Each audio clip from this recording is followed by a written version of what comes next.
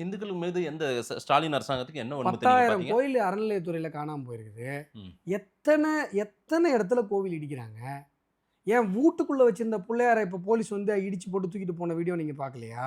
இல்ல ஒரு பெண் வந்து வாயிலையும் வயித்துலயும் அடிச்சுட்டு நாங்க செலவு பண்ணி கட்டின கோயில் இடிக்கிறதுக்கு உங்களுக்கு என்னடா உரிமை இருக்குன்னு கேட்டது உங்களுக்கு பார்க்கலையா?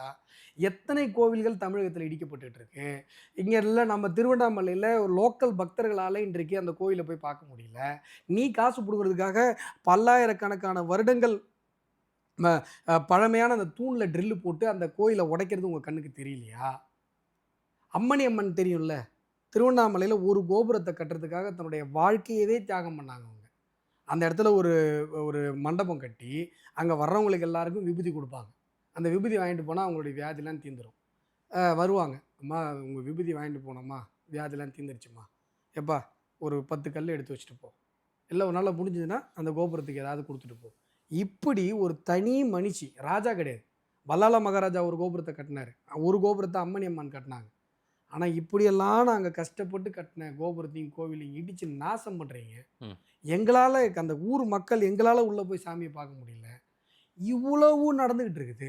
இன்னைக்கு திருப்பரங்குன்றத்துல ஒரே ஒரு விளக்கு. நீங்க நினைக்கிறீங்களா அது பிஜேபி பிரச்சனைன்னு? பிஜேபியும் இந்து முன்னணியும் களத்தில் நின்று மக்களுக்காக போராடுகிறது.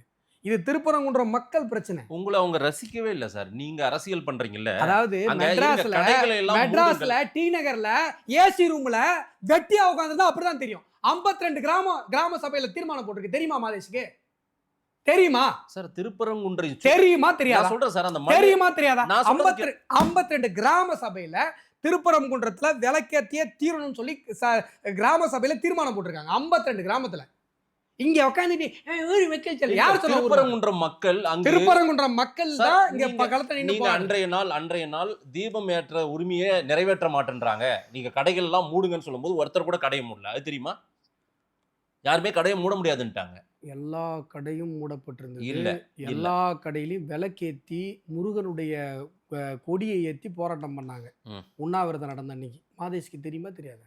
சார் திருப்பரங்குன்றம் மக்கள் உங்களுக்கு உண்மையாவே ஆதரவா இல்ல அந்த சார். பிஜேபி எங்கேயோ இருந்து வந்து இங்க அரசியல் பண்ணி உட்காந்துருக்காங்க. இத போய் நாங்க அண்ணன் தம்பியா இருக்கோம். மாதேஷ் இத கெடுக்கிற வேலையை சவால் விடுற மாதேஷ், நீங்க போய் இதை சொல்லிட்டு சேதம் இல்லாம வந்துருங்க நீங்க மதுரக்காரங்கிட்ட.